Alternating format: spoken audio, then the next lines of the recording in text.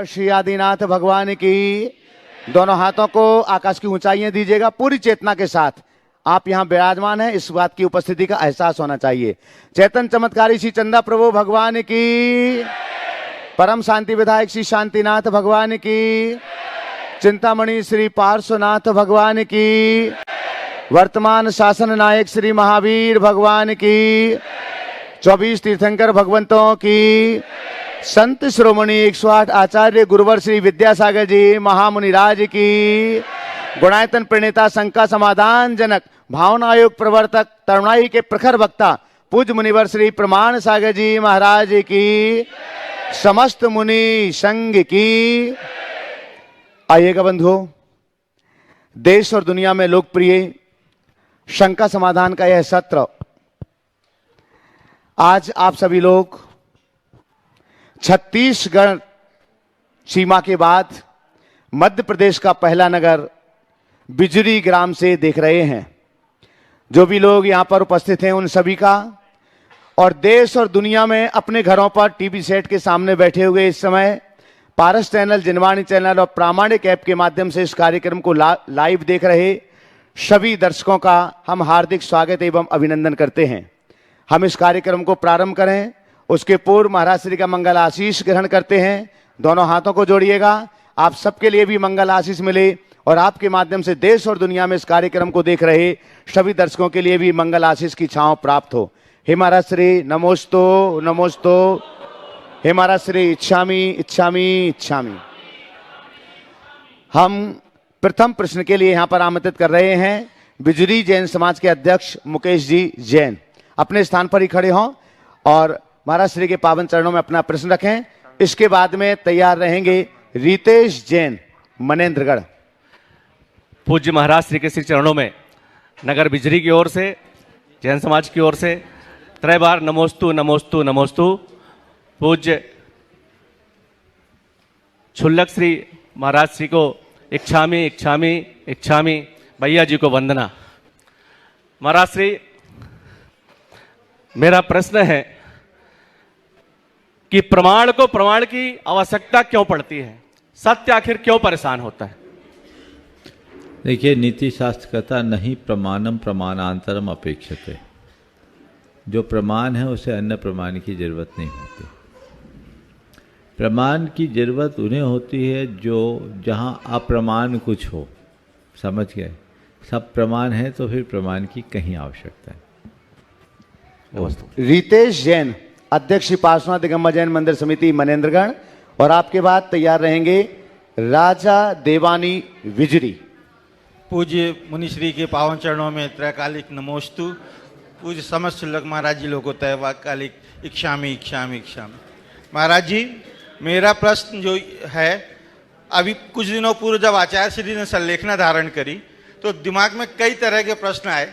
अभी मेरे दिमाग में जो ये बात आई कि क्या संलेखना देवगति और तिर्यंच गति में भी ले सकते हैं क्या महाराज जी?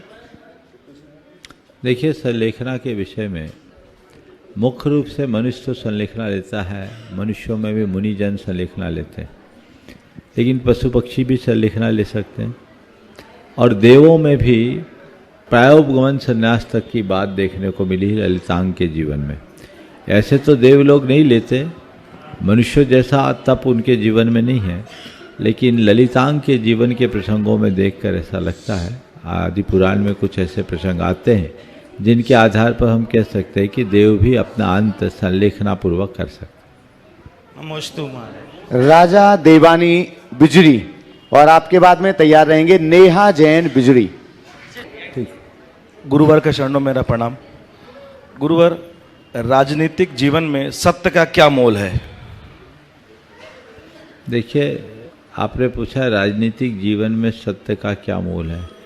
अगर मुझसे कहो और मूल्यपरक राजनीति की बात करो तो हमारी राजनीति सत्य से ही युक्त होनी चाहिए। गांधी जी ने सत्य के प्रयोग करके ही पूरी राजनीति को बदला और भारत को आज़ादी दी। अगर सत्य का मूल्य समझना चाहते हैं तो मैं यही कहता हूँ, भारत के स्वराज की उपलब्धि राजनीति के साथ सत्य जुड़ने का ही परिणाम। गुरुवर को प्रणाम। नेहा जैन बिजरी, और आपके बाद में तैयार रहेंगे शैलेश जैन भिलाई। नमोस्तु गुरुदेव, इच्छामी शुल्लक जी, वंदना भैया जी। मेरी शंका गुरुदेव टीनेजर बच्चों को लेकर है, जो 13 से 19 एज के बच्चे होते हैं उनको लेकर। गुरुदेव, इस एज में बच्चों में बहुत सारे फिजिकल, मेंटल, हार्मोनल चेंजेस आते हैं, जिसके कारण उनके व्यवहार में भी बहुत परिवर्तन देखने मिलता है। तो गुरुदेव, इस समय पेरेंट्स को उनको समझना और समझाना दोनों बहुत डिफिकल्ट हो जाता है। तो पेरेंट्स को आप गाइडेंस दीजिए कि कैसे हम अपने बच्चों को सही डायरेक्शन में रख सकें। देखिए, टीनेजर बच्चों में जो कुछ भी फिजिकल, मेंटल, हार्मोनल चेंजेज आते हैं स्वाभाविक है। अभिभावकों को चाहिए कि ऐसे समय में बच्चों के साथ बड़े ही फ्रेंडली व्यवहार करें और उन्हें जो भी बातें हैं मनोवैज्ञानिक तरीके से समझाएं। आग्रह और आदेश थोपने की जगह उन्हें सही सीख और समझाइश देने की बात करें। यदि बच्चों को अच्छे तरीके से मोटिवेट करते हुए गाइडलाइन दिया जाए और उन्हें अपने जीवन की सीमा रेखा का बोध कराया जाए तो वो बहुत अच्छे से समझते भी हैं। और मैं तो मानता हूँ आज के बच्चे अगर चीज़ों को समझते हैं तो ज़्यादा अच्छे से समझ लेते हैं, तो उनको उसी तरीके से समझाना चाहिए। अब डंडा मार के बच्चों को नहीं समझाया जा सकता, प्यार से समझाकर उनके अपने जीवन की मर्यादा का बोध करा के उन्हें समझा सकते। नमस्ते गुरुदेव। शैलेश जैन भिलाई, आपके बाद में तैयार रहेंगे सुनीता जैन बिजुरी। महाराज जी नमोस्तु नमोस्तु नमोस्तु। महाराज जी मेरी शंका ये है कि जब मैं पिछली बार कुनकुरी में आपके दर्शन करने आया था तो एक प्रश्न के जवाब में आपने मुझे बोला था कि मैंने आपसे विहार के विषय में पूछा था कि आपका डोंगरगढ़ की तरफ विहार है क्या, तो आपने बोला था कि योग नहीं लग रहा है, ब्रेक लगा हुआ है। तो महाराज जी ऐसा आपके मन में कभी नहीं आया कि अवज्ञा करके चले जाएं और कम से कम आचार्य के, अपने गुरु के दर्शन कम से कम मिल जाएं? तो ऐसा अवज्ञा करने का कभी भी आपके मन में ऐसा विचार नहीं आया? देखिए, जब भावनाओं की बात करते हैं तो जरूर ऐसा आता है कि अवज्ञा करके चले, लेकिन जब हम लोग व्यवस्थाओं को देखते हैं उस समय कई बार हमारा कर्तव्य हमें रोक देता है।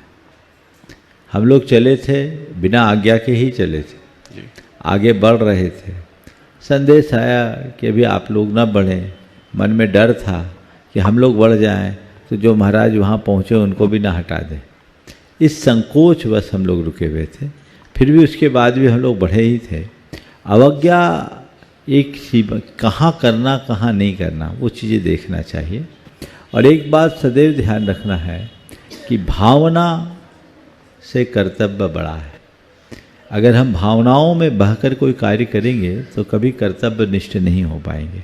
इसलिए कई बार हमें अपने कर्तव्यों का पालन करने के लिए अपनी भावनाओं को गौण करना पड़ता है। महाराज जी, हम लोग बच्चों को कैसे सिखाएं आज्ञा पालन? देखो, जैसे हमारे गुरु ने हम लोगों को सिखाया, यदि वैसा आप लोग सिखा सको तो कर सकते हैं। हमारे गुरुदेव की एक बड़ी विशेषता थी, बहुत कम बोलते थे और जो बोलते थे उसमें रत्ती भर कम नहीं करते थे।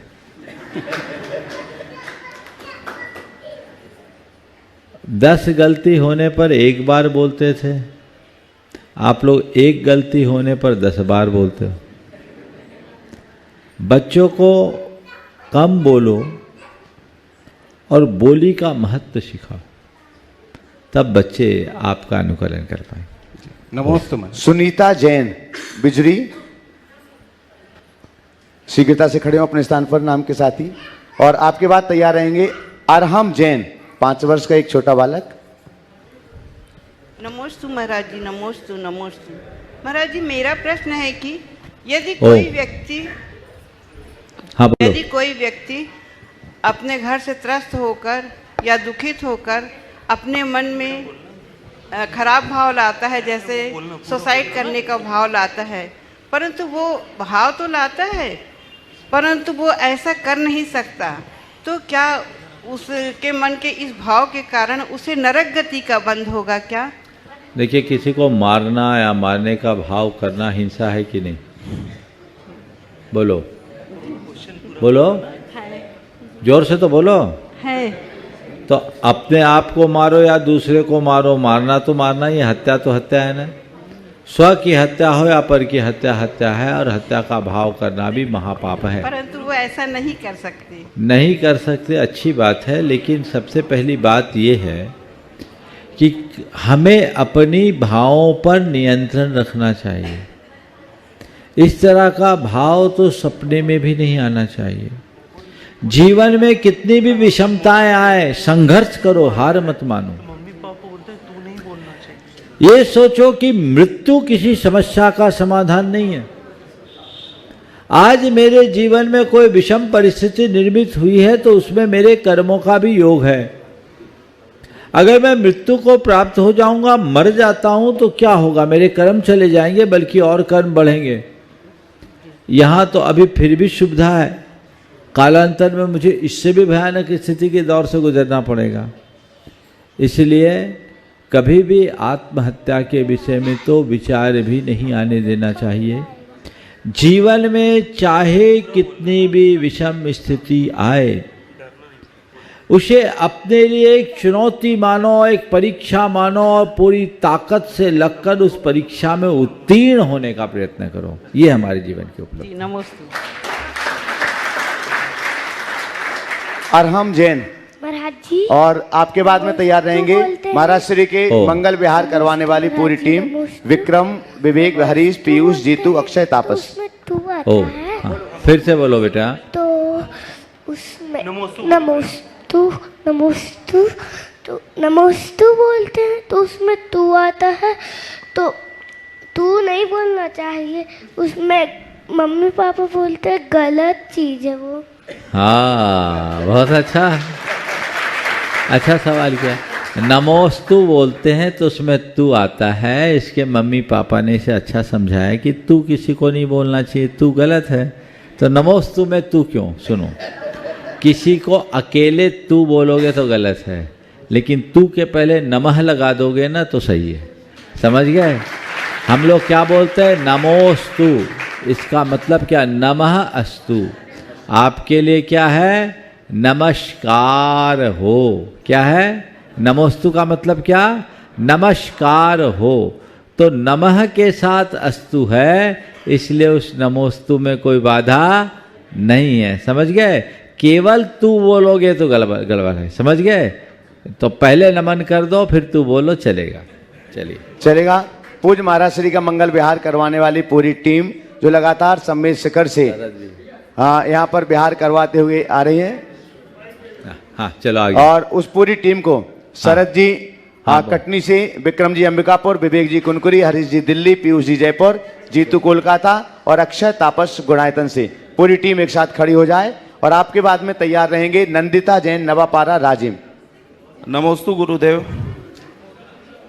गुरुदेव, आज का मेरा प्रश्न है, जब जीवन से सारी शिकायतें खत्म हो जाएं एक मनुष्य के, और सारी उलझनों की गांठें खुल जाएं, साथ ही एक गुरुदेव का सानिध्य प्राप्त हो जाए, तो उस मनुष्य का आगे का आचरण और व्यवहार कैसा होना चाहिए? साथ ही गुरु के पा लेने और गुरु का हो जाने के वो कितने करीब है? देखिए, शिकायतें समाप्त हो जाए और उलझने खत्म हो जाए तो फिर बचा क्या? फिर शंका समाधान की जरूरत ही नहीं। सारी शंकाएं खत्म हो गई, है ना। और ये बहुत बड़ी उपलब्धि है। हमारी कोशिश यही होनी चाहिए कि हमारे मन की सारी शिकायतें खत्म हों और हमारी उलझने खत्म हो जाए। अगर ये मिल जाती है तो इससे बड़ी उपलब्धि कुछ नहीं। फिर जिन्हें गुरुओं का वरद हस्त है उनके लिए तो फिर और भी कुछ नहीं सोचना। लेकिन हमारे मन की बड़ी विचित्रता है। आज लगता है कि मेरी कोई शिकायत नहीं है, पर अगले ही पल दूसरी शिकायत खड़ी हो जाती। कोशिश करो, लक्ष्य बनाओ कि हमें शिकायत मुक्त जीवन जीना है और अपने मन में ऐसी सकारात्मकता रखनी है कि हर उलझन सुलझन में बदल जाए। कैसी भी उलझन हो, उलझन में सकारात्मकता का स लगा दो तो स लगते ही उलझन क्या हो जाती है? सुलझन। ये बदलो। और गुरु को पाना और गुरु का होना, इसमें बड़ा अंतर है। गुरु को कोई भी पाता है, भौतिक रूप से गुरु को पाते हैं, और गुरु को भौतिक रूप से पाना बहुत बड़ी बात नहीं है। किसी को भी गुरु का सानिध्य मिल जाता है। तो जिन लोगों ने भौतिक रूप से गुरु को प्राप्त किया है वो गुरु को पाने वाले लोग हैं, लेकिन जिन्होंने अपने आप को गुरु के चरणों में समर्पित कर दिया है वो गुरु का हो गया है, समझ लेना। तो ये तुम गुरु को पाने वाले गुरु को पुकारते हैं, और जो गुरु का हो जाता है उसे गुरु याद करते हैं। ये प्रयास करें। नंदिता जैन, नमोस्तु। नंदिता जैन नवापारा राजिम, आपके बाद तैयार रहेंगे सुधा जैन बिजरी। मैं प्रमाणिक पाठशाला की एक शिक्षिका नंदिता जैन नवापारा राजिम से महाराज श्री के चरणों में त्रिबार नमोस्तु। मेरा परिवार और मेरी पाठशाला परिवार की तरफ से महाराज जी आशीर्वाद चाहती हूँ कि पाठशाला परिवार को भी मैं ऐसे ही आगे थोड़ा उन्नति कर सकूँ। महाराज जी, मेरी एक जिज्ञासा, उसका समाधान चाहिए था। बेटियाँ 2 किलो का गौरव होती हैं, शान होती हैं, लेकिन शादी के बाद भी उनको एक माता पिता मिलते हैं और एक जन्मदाता भी रहते हैं माता पिता। लेकिन शादी के इतने सालों बाद जब माता पिता को ज़रूरत होती है, उस समय धर्म संकट ये खड़ा हो जाता है कि हम अपनी जिम्मेदारी का निर्वहन कैसे करें। माता पिता को पहले देखें या अपने परिवार को, अपने बच्चों को। उस समय एक मोह ये भी आता है कि जो मेरे पति, मेरा परिवार, मेरे बच्चे हैं, वो मेरी प्राथमिकता हो जाती है। थोड़ा सा मोह शायद सामने आ जाता है। और माता पिता के लिए जो हमारी जिम्मेदारी है, उस चीज़ के लिए भी हमें पहले अपने परिवार की सहमति, आज्ञा चाहिए रहती है। कई बार धर्म संकट रहता है कि ना हम रहते इधर अपने परिवार के पास हैं, लेकिन पूरा मन तो माता पिता पे लगा रहता है। उस समय महाराज जी कैसे अपने कर्तव्य का निर्वाह करें और सामंजस्य बना के रख सकें? नमोस्तु। बहुत अच्छा सवाल आपने। देखिए, ये बात बिल्कुल सही है। उभय कुल विवर्धिनी कन्या, उसे अपने पिता के कुल और पति के कुल दोनों को प्रकाशित करना है। आपने पूछा है कि विवाह के उपरांत एक लंबा अंतराल बीत जाए और माता पिता को हमारी ज़रूरत है, तो उस समय क्या करें? उसके दोनों जिम्मेदारियां निभानी चाहिए। व्यवहार कुशलता का परिचय देना चाहिए और ये प्रयास करना चाहिए कि यहाँ का भी काम चले, वहाँ का भी काम चले। ये कार्य वह व्यक्ति कर सकता है जिसके जीवन में कभी दोहरी जिम्मेदारी आई हो। कईयों के जीवन में दोहरी जिम्मेदारी आती है और वो तत्परता से दोनों जिम्मेदारियों को निभा लेता है। यदि हमारे परिवार में हमारे बिना काम चल सकता है और माता पिता के पास कोई दूसरा नहीं है, तो हमें उनके पास जाना चाहिए। और हमारे परिवार में कोई नहीं है और वहाँ भी कोई नहीं है, तो कोई एक बीच का रास्ता निकालना चाहिए। अभी कुछ दिन पहले की एक घटना बताता हूँ।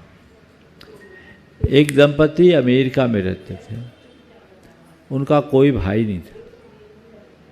उनके पिताजी की तबीयत बहुत गंभीर रूप से खराब हुई, वो पूना में थे। अब उस समय किसी के सहारे की ज़रूरत थी। क्या करे, यहाँ कोई नहीं। वो 2 बहनें मात्र थी और दोनों अमेरिका में। यहाँ उनके माता पिता अकेले, उनके और कोई सहायक नहीं। जब ये बात आई कि मैं यहाँ अमेरिका में हूँ, अमेरिका में मेरे बच्चे हैं, वहाँ जाना जरूरी, इनको छोड़ूँ तो कैसे कर सकता। उसने अपनी समस्या अपने पति के सामने रखी कि इस समय मुझे क्या करनी चाहिए। पति ने तत्क्षण कहा, बोलती क्या हो, तुरंत टिकट बनाओ, जाओ। यहाँ का क्या होगा? बोले मैं अकेले संभालूंगा। पति ने साथ दिया, वो आई और 1.5 साल तक अपने माँ बाप की सेवा की और 1.5 साल तक उनके पति ने एक पिता का और माँ का, दोनों का दायित्व निभाया। ये कार्य ऐसा आदर्श किया जा सकता है ना भाई। ठीक है, उनको भी संभालना हमारी जिम्मेदारी है। उन्होंने बहुत उत्तम तरीके से सेवा की। उम्र दराज थे, लेकिन उनकी जो सेवा थी बहुत सराहनीय। तो ऐसा किया जा सकता है, मिल बैठ करके करना चाहिए, पर तभी हो सकता है जब व्यक्ति के अंदर सही समझ हो, तत्परता। महाराज जी, यदि जैसे माता पिता अकेले हैं, तो क्या वो अपने साथ नहीं रह सकते? क्यों नहीं रह सकते? ऐसा भी उदाहरण है। क्योंकि समाज एक बहन जी जिनके विवाह हुआ, विवाह होने के बाद उनने अपने पति को भी खो दिया। सर्विस करती थी, नाम नहीं ले रहा हूँ। उसके बाद उनके परिवार में उनके भाइयों की स्थिति अच्छी नहीं थी, तो उन्होंने अपने भाइयों और माता पिता सबको अपने साथ रखा, बल्कि वो कहते थे मैं इनके साथ हूँ, और सबको स्टेबल किया और माता पिता की बढ़िया सेवा की। ये भी तो एक उदाहरण हो सकता है, किया जा सकता है। अगर ऐसी बात है तो माता पिता को साथ रखा जा सकता है, और माँ बाप को भी चाहिए कि हमें तो कहीं और संरक्षण की ज़रूरत है। बेटी और बेटे का फर्क नहीं करना चाहिए। यदि बेटी ससम्मान आमंत्रित करती है तो तत्काल जाना चाहिए, उसमें कुछ नहीं सोचना। सुधा जैन बिजरी, और आपके बाद तैयार रहेंगे हर्ष जैन मनेंद्रगढ़। नमस्ते महाराज जी, एक शामी महाराज जी, भैया जी को माइक पास में रखो, बोलें जल्दी। महाराज जी, हमारा बेटा कहीं जैसे बाहर जाता है तो मन में कई विकल्प आते हैं कि कैसे हम अपने मन को शांत रखें।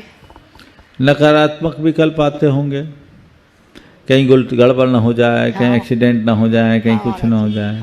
इसका मतलब आपके मन में बहुत ज़्यादा नकारात्मकता भरी हुई है। ये एक प्रकार की बीमारी भी है। आप नियमित भावना योग कीजिए, धीरे धीरे ठीक होगा।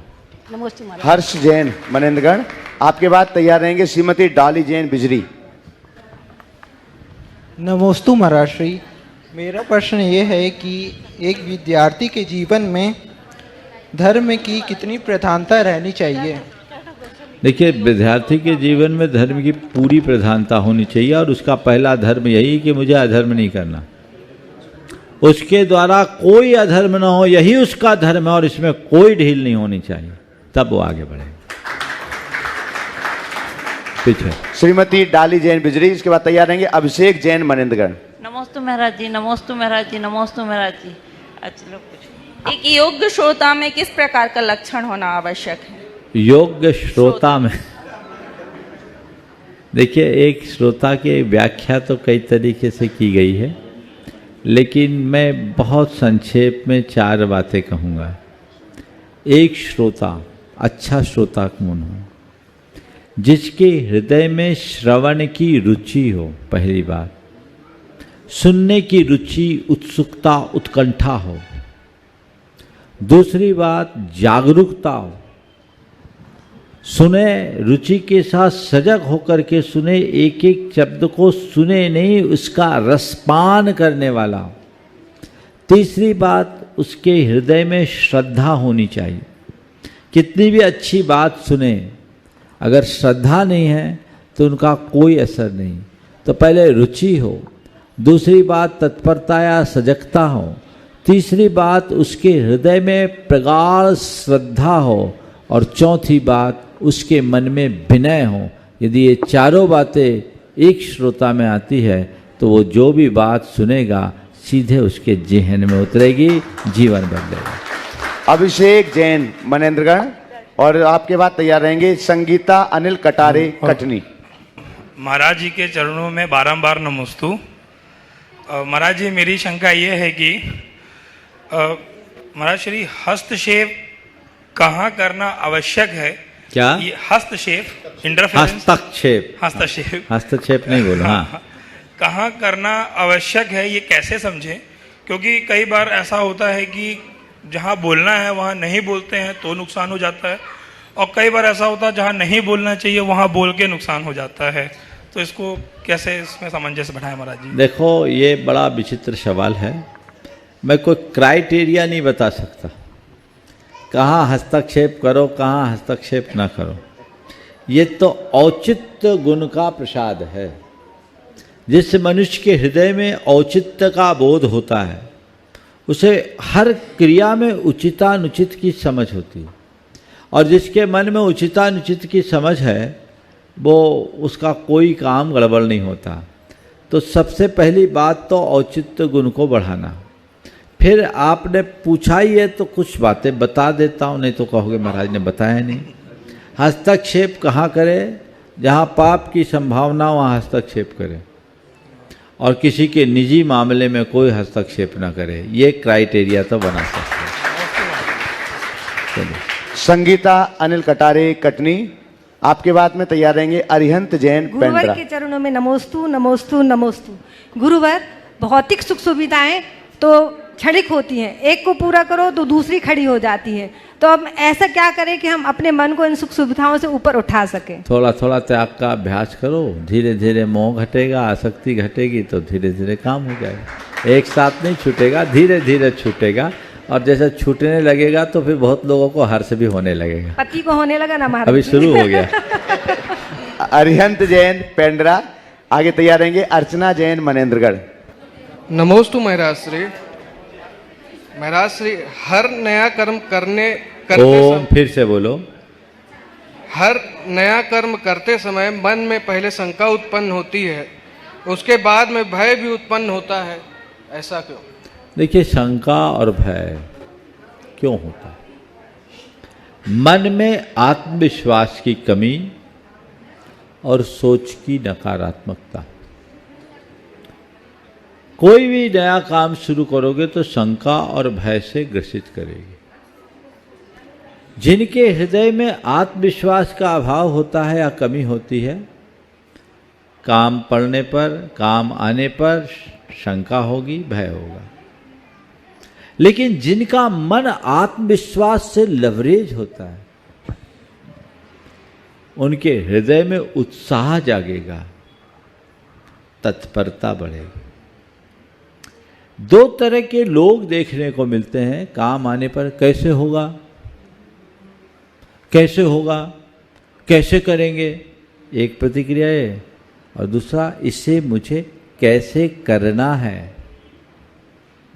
कैसे होगा ये नकारात्मकता है, और कैसे करना है ये सकारात्मकता है।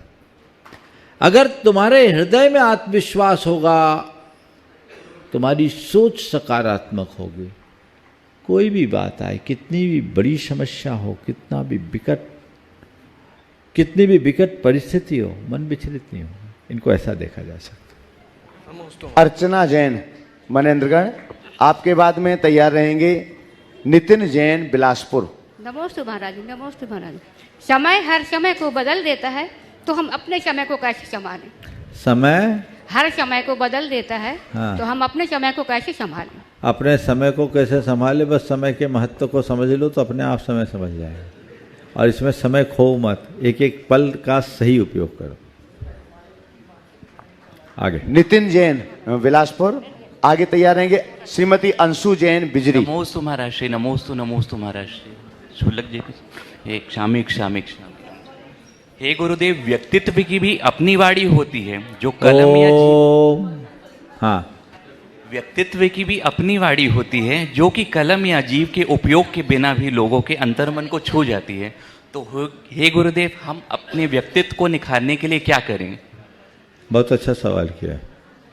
व्यक्तित्व को निखारने के लिए क्या करें? अगर मैं विस्तार से बोलूं तो 1 घंटा भी कम। मैंने अनेक बार व्यक्तित्व विकास पर प्रवचन दिए, वहाँ सुनोगे तो विस्तार रुचि के लोगों को वहाँ लाभ मिल सकता है। लेकिन व्यक्तित्व को निखारने के लिए अगर संक्षेप में मुझसे कहा जाए तो मैं 4 बातें अपनाने की बात करूँगा। अपने व्यक्तित्व को निखारना चाहते हो तो सबसे पहली बात, अपने जीवन में सकारात्मकता रखो। हर कार्य को, हर प्रसंग को सकारात्मकता से देखो। दूसरी बात, विनम्र बनो। एक विनम्र व्यक्ति का व्यक्तित्व निखरता है। तीसरी बात, कठोर परिश्रमी बनो। और चौथी बात, आत्मानुशासन का पाठ पढ़ें। आत्मसंयम, आत्मनियंत्रण, आत्मानुशासन। जिस व्यक्ति के हृदय में सकारात्मकता हो, विनम्रता हो और परिश्रमी हो और आत्म अनुशासन से भरा हो, हर कोई उसका कायल बने। नमोस्तु महाराज। श्रीमती अंशु जैन बिजरी, इसके बाद तैयार रहेंगे कपिल जैन मनेन्द्रगढ़। सम्यक दर्शन प्रकट करने के लिए सबसे पहले क्या उपाय करना चाहिए और कैसा प्रयत्न करूं कि सम्यक दर्शन प्रकट। सच्चे देव शास्त्र गुरु की शरण ग्रहण कर लो, धीरे धीरे सब चीजें हो जाए। कपिल जैन मनेन्द्रगढ़ नमोस्तु महाराज और जी। आगे तैयार रहेंगे श्रीमती रत्ना जैन मनेन्द्रगढ़। कपिल जैन है ये, कपिला दिख रही है। नहीं वो दूसरे हैं। तो जिनका नाम लिया जाए आपको अनुमति लेना चाहिए। चलिए बोल दीजिए, बोल दीजिए, बोल दीजिए। हाँ बोलिए। महाराज जी, स्वप्न में बार बार यही आता है कि मंदिर का नवनिर्माण होता जा रहा है, मूर्ति यहाँ वहाँ होती जा रही, पर हो नहीं पाता है, तो इसका फल क्या होगा महाराज? इसका फल यही है कि जल्दी कहीं ऐसा प्रसंग हो तो अपना तन मन धन लगा दो और उसे पूरा कर दो। नमोस्तु महाराज जी। कपिल जैन मनेन्द्रगढ़, आगे तैयार रहेंगे श्रीमती रत्ना जैन मनेन्द्रगढ़। नमस्ते महाराज जी। महाराज जी, एक बार तीर्थ वंदना करते समय एक साधु को पैरालाइज हो गया था, तो ऐसे में साधु को क्या करना चाहिए और श्रावक को क्या करना चाहिए? ओ देखिए, तो आकस्मिक स्थिति अगर किसी साधु को पैरालिसिस हुआ तो उसकी योग्य चिकित्सा करनी चाहिए। पैरालिसिस ऐसी कोई बीमारी नहीं है कि ठीक ना हो। अगर तुरंत तत्काल उसकी चिकित्सा हो जाए तो उसको ठीक भी किया जा सकता है। अब वो कहाँ पर है, उस स्थिति को देखते हुए उनकी चर्या क्रिया के योग्य जो साधन है उसका उपयोग करते हुए उनकी चिकित्सा करनी चाहिए। उनके अंदर होश हो, जागरूकता हो तो उन्हें संबोधना भी चाहिए और उनके गुरु से समाचार पहुंचाकर मार्गदर्शन लेना चाहिए और आगे का काम करना चाहिए। नमस्ते। श्रीमती रत्ना जैन मनेन्द्रगढ़, आगे तैयार रहेंगे विवेक जैन मनेन्द्रगढ़। त्रिवार नमोस्तु महाराज जी, नमोस्तु हाँ? नमोस्तु। इक्षामी महाराज जी, इक्षामी इक्षामी। ओ ध्यान किया नहीं जाता, ध्यान में जिया जाता है, तो इस कथन को जीवन में आत्मसात कैसे करें, इसे किस गुण स्थान में लिया जाता है? बिल्कुल सही वाक्य है। ध्यान किया नहीं जाता, ध्यान में जिया जाता है। तो ध्यान में जीना है तो इसको आत्मसात करने के लिए कुछ नहीं करना है, ध्यान में जीना शुरू कर दो और ध्यान में बैठो और मात्र ज्ञाता दृष्टा बनने का अभ्यास करो, तब धीरे धीरे ध्यान होता है। कोई भी हो, इष्ट और अनिष्ट संयोग, उनमें राग देश मोह मत करो।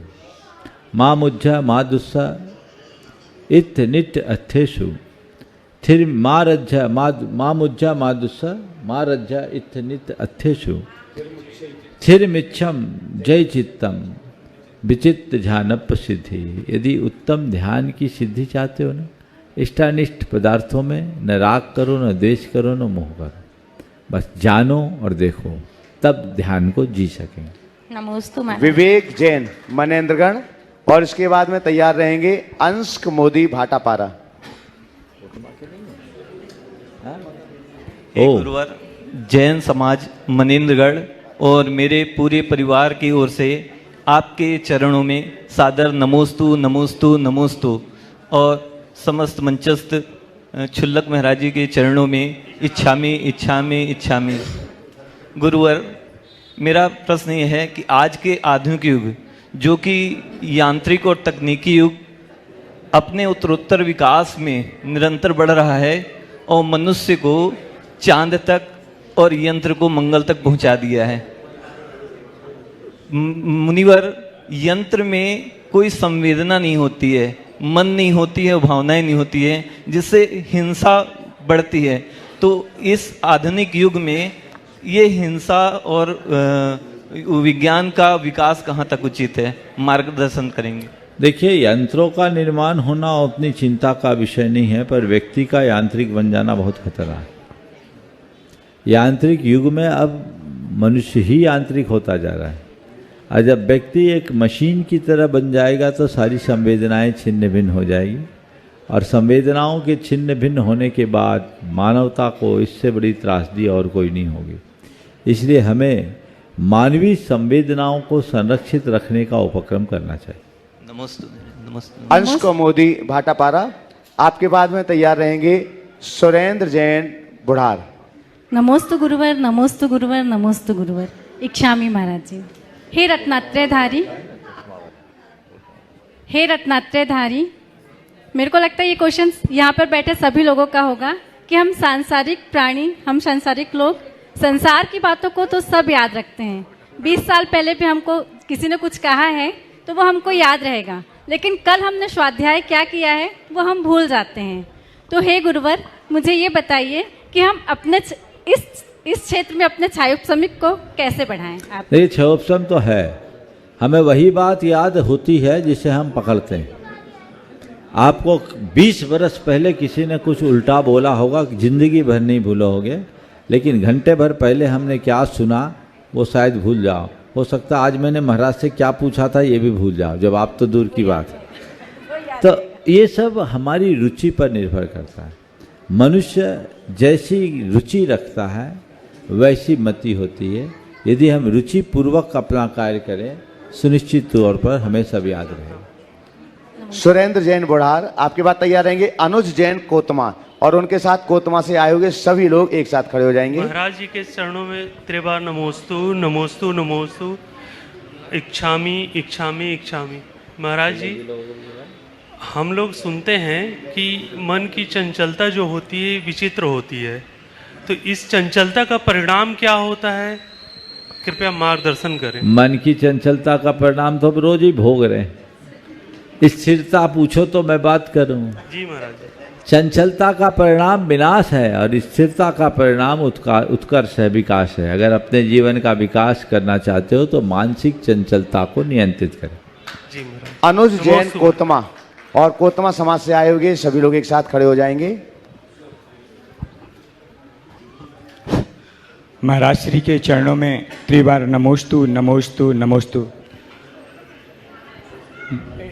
शुल्लक महाराज जी को भी इच्छामी इच्छामी इच्छामी। महाराज श्री, हमारे जीवन में एक प्रश्न काफ़ी दिनों से चल रहा था, क्योंकि महाराज जी मैं सोशल वर्क, राजनीतिक, सामाजिक, धार्मिक हर जगह रहता हूँ महाराज जी। महाराज जी, जैसे व्यवहारिक जीवन में कुछ काम हमें व्यवहारिकता में ऐसे करने पड़ते हैं जिनमें जैन आगम हमें उसकी आज्ञा नहीं देता है, और अगर हम वो काम करते हैं तो जैन आगम हमें से हमको लगता है कि पाप पड़ने के वाला काम है। लेकिन अगर हम वो काम नहीं करते तो हमारे व्यवहारिक जीवन में और अदर फर्क पड़ता है, व्यवहार में कमी आती है। तो महाराज जी, ऐसा हम क्या काम करें व्यवहारिक जीवन में कि हमें जिन आगम भी की गलती ना हो हमसे। देखिए, जैन आगम एक ही बात कहता है, तुम्हें जितना व्यवहार निभाना है निभाओ, पर 2 बातों को ध्यान में रखो। सर्वम ही खलु जैनानाम प्रमाणम लौकिको विधि, यत्र सम्यक्त हानि न च व्रत दूषणम। तुम्हें दुनिया की जो क्रिया करना है करो, पर 2 बात से बच के रहना, तुम्हारे सम्यक्त में हानि न हो और व्रतों में दूषण न लगे। अगर सम्यक्त में हानि और व्रतों में दूषण लगा के कुछ कार्य कर रहे हो तो तुम अपनी आत्महत्या कर रहे हो। वैसे व्यवहार का कोई लाभ नहीं।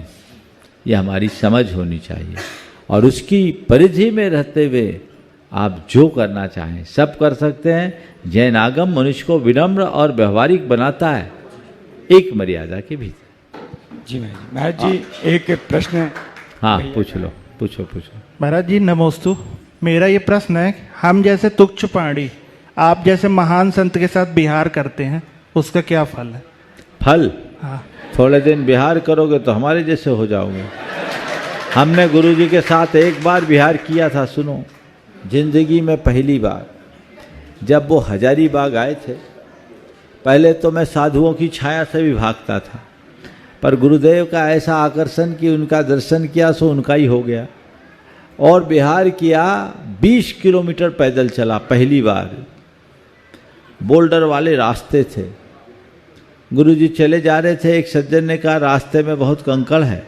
गुरुदेव का एक वाक्य आज भी मेरे जहन में उतरा हुआ है। उन्होंने कहा, उस पथिक की क्या परीक्षा जिसके पथ में सूल न हो, उस नाविक की क्या परीक्षा धारा प्रतिकूल न हो। बात बच गई। वो एक दिन बिहार किया सो उनने मुझे बिहारी बना दिया, पद बिहारी बना दिया। उस समय जन्म से बिहारी था, पद बिहारी बना दिया। तो बिहार का फल क्या है? थोड़े दिन बिहार करो, लेकिन मुझे लगता है अब तुम्हारे घर वाले घबरा न जाए। घर वाली तो शायद आई नहीं होगी अभी, नहीं, घर वाले पूरा बोलते हैं। घर वाले हैं कि घरवाली भी है? नहीं नहीं, हाँ तो बचे हुए हैं। इसलिए कोई दिक्कत नहीं है, अभी पूरी गुंजाइश है। गुरुओं के सानिध्य में रहने से जीवन बदलता है। सत्संग का सबसे अच्छा मौका बिहार में मिलता है।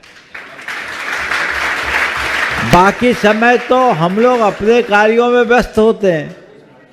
यहाँ तुम हमारे साथ 3-3, 4-4 घंटे चलते हो तो 3-4 घंटे लगातार सानिध्य में रहने का मौका मिलता है कि नहीं?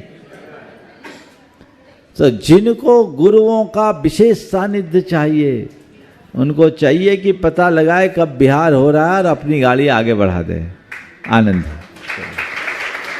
आर्जव जैन भिलाई तैयार रहेंगे और उसके बाद, हाँ दे दो, आर्जव को दे दो पहले, और उसके बाद पंडित विकर्ष शास्त्री शलेहा। हाँ ठीक। नमोस्तु महाराज जी। मेरा प्रश्न ये है कि नानी कहती है कि उत्तर की तरफ मुंह करके पढ़ना चाहिए और सुबह सुबह पढ़ना चाहिए। अगर मन ना लगे तो कुंडली दिखा दे। तो कुंडली और वास्तु का हमारे जीवन में क्या प्रभाव पड़ता है? देखो, जितना संभव है दिशाओं का हमारे मन पर प्रभाव पड़ता है। उत्तर अथवा पूरब की तरफ मुख करने से हमारे अंदर ग्रैस्पिंग पावर बढ़ती है, हमारी सकारात्मकता बढ़ती है। इसलिए इसको हमें अपनाना चाहिए। समझिए, बिल्कुल इनका असर पड़ता है। और सुबह उठ कर के पढ़ोगे तो जीवन में कभी भूलोगे नहीं, जल्दी याद होता है। रात में पढ़ने से मेहनत ज़्यादा करनी पड़ती है। चलिए, पंडित विकर्ष शास्त्री शलेहा और इसके बाद में तैयार रहेंगे प्रीति जैन जबलपुर। हे गुरुवर, पूज्य गुरुदेव के चरणों में कोटि कोटि नमोस्तु। समस्त क्षुल्लक महाराजियों के चरणों में कोटि कोटि इक्षामि। पूज्य गुरुदेव के चरणों में 4 पंक्तियां रखते हुए अपना एक प्रश्न रखूंगा कि इनकी वाणी को सुनकर के सब आकर्षित हो जाते हैं, मन में वैराग्य उमड़ पड़ता, मन भी हर्षित हो जाते हैं। और एक बार जो गुरु प्रमाण का नाम यदि मन से जपता है, ख्याति उनके पीछे भागे वो खुद चर्चित हो जाते हैं। ख्याति उनके पीछे भागे वो खुद चर्चित हो जाते हैं। पूज्यवर के चरणों में कोटि कोटि नमोस्तु निवेद करते हुए गुरुदेव, मेरा आज का प्रश्न ये है कि गुरुदेव कहते हैं कि जब व्यक्ति के जीवन में बहुत कुछ होता है, सब कुछ मिल जाता है। आज हम कहते हैं कि पहले के जो लोग होते हैं वो बताते हैं कि हमने अपने जीवन में ऐसा संघर्ष किया, इतना किया, उतना किया। लेकिन आज के बच्चों को, हम लोगों को सब कुछ कराया मिलता है।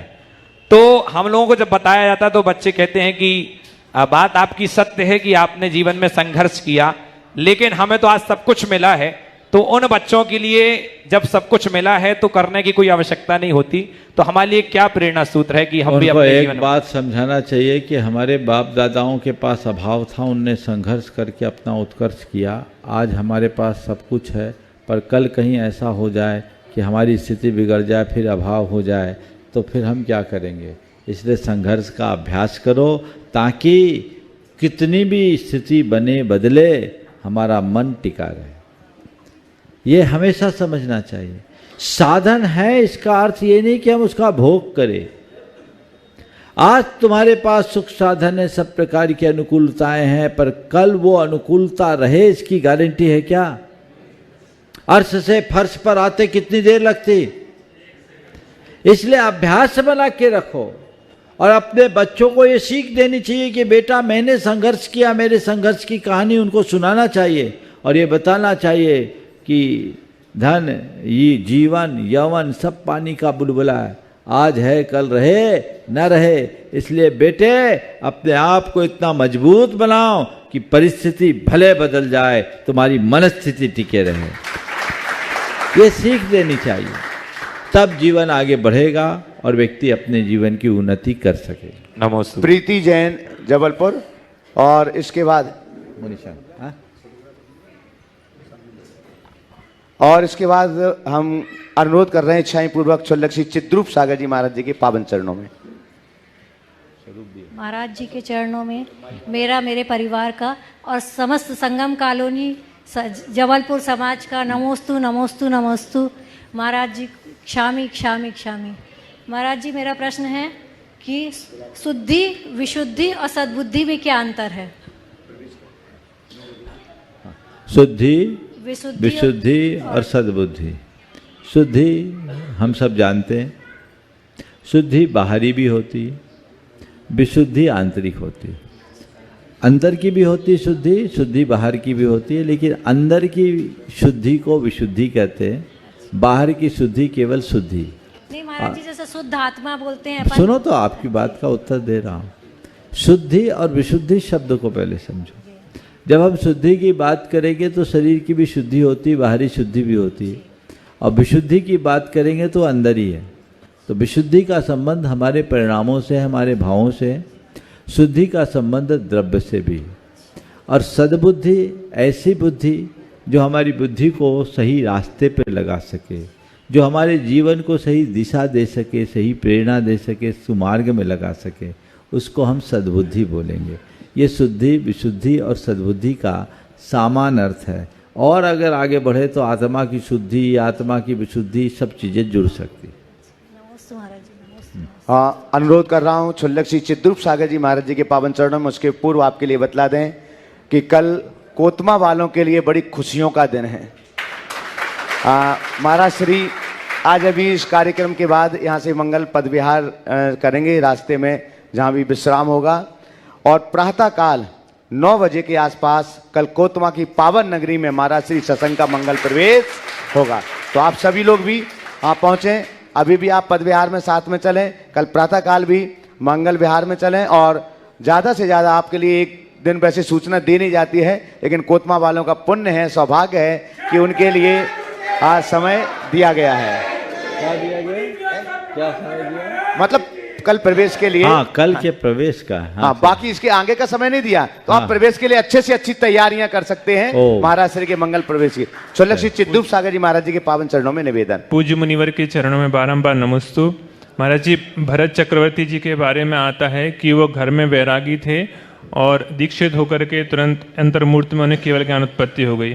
तो महाराज जी, आज के ग्रस्तों को क्या उनसे शिक्षा लेना चाहिए, किस तरह से जीवन जिए कि जीवन के अंत में अपना आत्मकल्याण कर। भरत चक्रवर्ती, एक बार ऐसा हुआ, एक सज्जन ने कहा हम तो भरत चक्रवर्ती के अनुयायी, घर में ही बैरागी। बोले बहुत अच्छी बात है, घर में ही बैरागी, पर भरत चक्रवर्ती जैसे बैरागी तो बनो। वो केवल बैरागी नहीं थे, गुरु चरणों के अनुरागी भी थे, गुरुओं के अनुरागी, मुनियों के अनुरागी थे। वो मुनियों को आहार करा के आहार करते थे। एक बार का प्रसंग आता है भरतेश वैभव में कि उनने पड़गहान के लिए प्रतीक्षा किया, कोई मुनि नहीं आए। काफ़ी देर बाद देर बीत गई, मुनि नहीं आए, तो उसके मन में रहा मेरा चक्रवर्ती व्यर्थ है कि आज किसी निर्गंथ को, मुनि को आहार दिए बिना मुझे अपने गले से कौर उतारना पड़ेगा, मैं कैसा अभागा हूँ।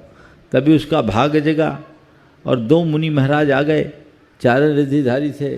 वो उनको लेकर के अपने 84 खंड के मकान में गया, लिफ्ट से नहीं गया, सीढ़ियों से जा रहा था।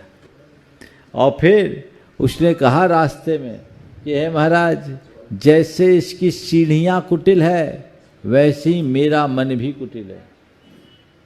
जैसे ये सीढ़ियाँ कुटिल है वैसे ही मेरा मन भी कुटिल है, पर आज आपके सानिध्य के प्रसाद से उसमें कुछ सरलता आ जाएगी। भरत चक्रवर्ती का ये आदर्श था, वो आदर्श अपने भीतर उद्घाटित करो, तभी इस उदाहरण को प्रस्तुत करना सार्थक होगा। छुल्लक श्री शोभक सागर जी महाराज जी के पावन चरणों में प्रार्थना। पूज्य मुनिवर के श्री चरणों में बारंबार नमोस्तु नमोस्तु। महाराज श्री, वैराग्य को कैसे नापा जाए कि किस प्रकार वैराग्य अपने हो रहा है या नहीं हो रहा है, क्योंकि ऐसा तीर्थंकर भगवान के चरित्र में पढ़ने में आता है कि उनको छोटे छोटे कारणों से वैराग्य हुआ है, और वो कारण तो हम लोगों के सामने उपस्थित होते हैं अभी संसार में, तो हम लोगों में तो एक बूंद भी वैराग्य हो नहीं पाता। तो बहुत अच्छा सवाल किया है, ये सवाल हर साधक के लिए बहुत उपयोगी। वैराग्य को हम कैसे नापें? देखिए, वैराग जगना और वैराग का बने रहना, इनमें बड़ा अंतर है।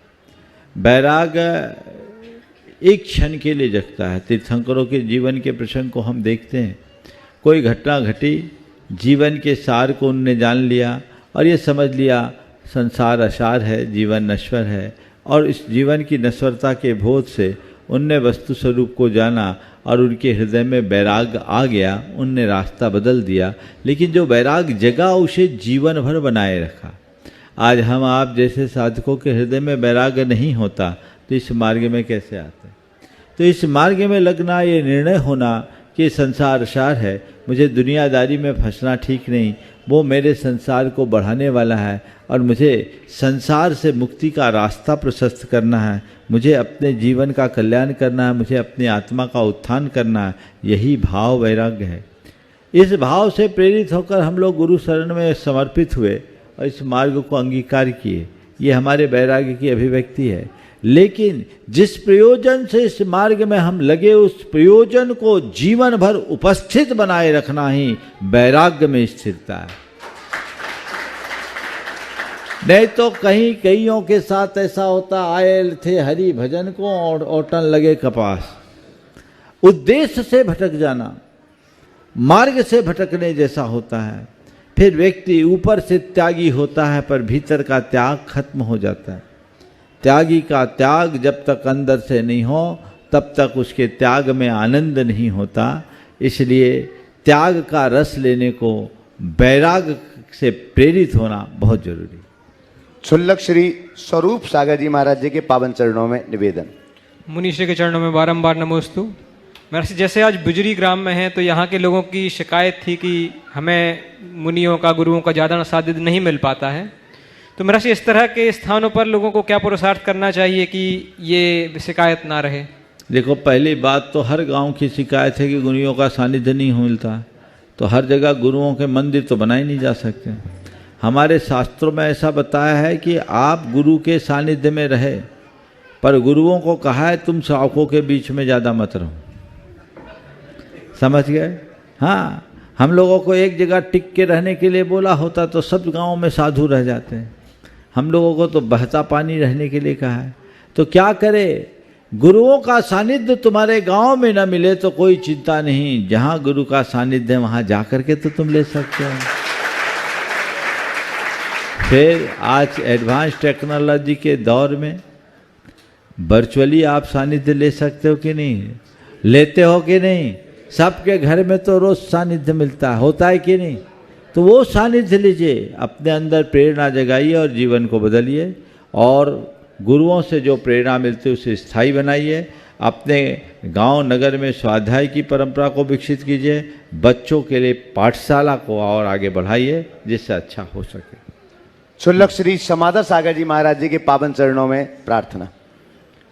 महाराज नमोस्तु नमोस्तु। महाराज जी, देखा जाता है कि भगवान के जो चिन्ह होते हैं उनमें त्रियंचों की उसमें ज़्यादा बताई गई है कि उनके चिन्ह ज़्यादा होते हैं। क्या? त्रियंच के जो प्राणी हैं उनके जो चिन्ह हैं, भगवान के चिन्ह होते हैं, उनमें उनकी संख्या ज़्यादा बताई गई है। ऐसे एक इंद्रिय आदि के जीव उनके भी उसमें बताई गई है। एक इंद्रिय जो जीव जैसे एक इंद्रिय के नहीं, लेकिन पंचेंद्रिय जो मनुष्य हैं तो उनके चिन्ह भगवान के चिन्हों में क्यों नहीं आते? बहुत अच्छा महाराज जी का जो सवाल है, ऐसा ही सवाल एक बच्चे ने बहुत पहले, लगभग 6-7 साल पहले पूछा था कि भगवान के चिन्हों में मनुष्यों का चिन्ह क्यों नहीं। हम बोले इसलिए कि देखो, आदमी और जानवर में बड़ा अंतर है। जानवरों ने अपनी पहचान बनाई रखी है, आदमी की कोई पहचान नहीं। एक बंदर होगा तो जितने बंदर है सबकी शक्ल एक से दिखेगी, लेकिन एक आदमी की शक्ल दूसरे आदमी से नहीं मिलेगी। इसलिए चिन्ह ही नहीं, भगवान की शक्ल ही नहीं, उनका पहचान ही इससे नहीं है। तो ये कैसे होगा? संभवतः इसीलिए ऐसा नहीं होगा। समय आप सबका हो गया, यहीं पर विराम। बोलिए परम पूज आचार्य गुरुवर श्री विद्यासागर जी महाराज की। पूज्य मुनिवर श्री प्रमाण सागर जी महाराज की।